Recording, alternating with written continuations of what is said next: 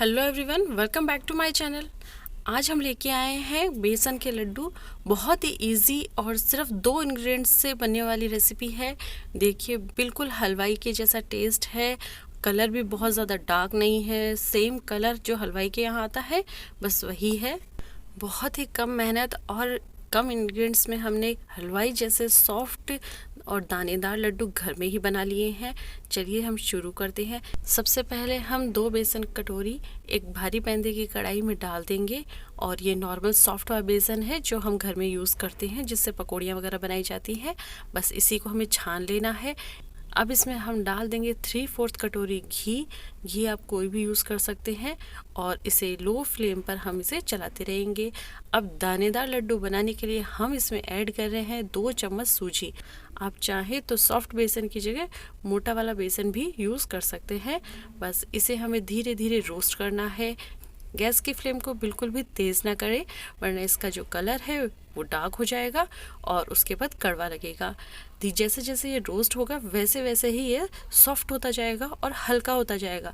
आप इसे बहुत इजीली मिक्स कर रहे होंगे। आपको लग रहा होगा कि शायद अब दोबारा मैंने और घी डाल दिया है, लेकिन इसमें एक बूंद भी एक्स्ट्रा घी नहीं डाला है।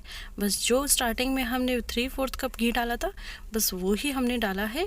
आप चाहें तो इसे मेजरिंग कप से भी मेजर करके डाल सकते हैं, वरना आप चाहें तो घर की किसी भी कटोरी से मेजर करके आप बेसन के लड्डू बना सकते हैं। बस एक चीज़ का ध्यान रखना है कि हमें एक ही कटोरी यूज़ लेनी है मेजरिंग करने में। ये देखिए, बिल्कुल अच्छे से ये रोस्ट हो गया है। जैसे जैसे रोस्ट हो रहा है बहुत ही अच्छी इसकी खुशबू आती जा रही है।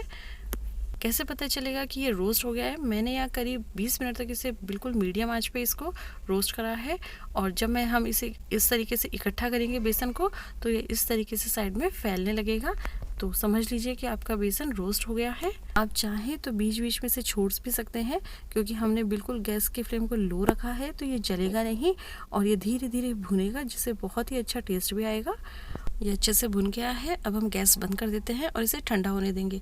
इसे बिल्कुल हमें रूम टेम्परेचर पर लेके आना है, वरना जो हम बूरा ऐड करेंगे उससे ये पानी छोड़ देगा और आपके लड्डू परफेक्ट शेप में नहीं बनेंगे।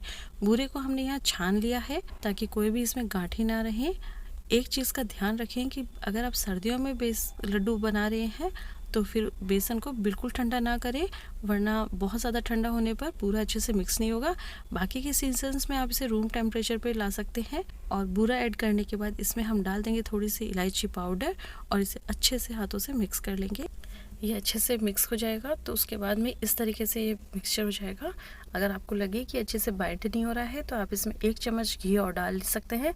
वैसे मैंने यहाँ कुछ भी यूज़ नहीं किया है, जो मैंने स्टार्टिंग में डाला था बस वही मैंने घी इसमें डाला है और ये बिल्कुल परफेक्ट मेजरमेंट है। बस इस तरीके से मैंने अब छोटी छोटी बॉल्स बना ली हैं। 2 कटोरी बेसन से मैंने यहाँ करीब नींबू के साइज़ के 30 लड्डू बनाए हैं।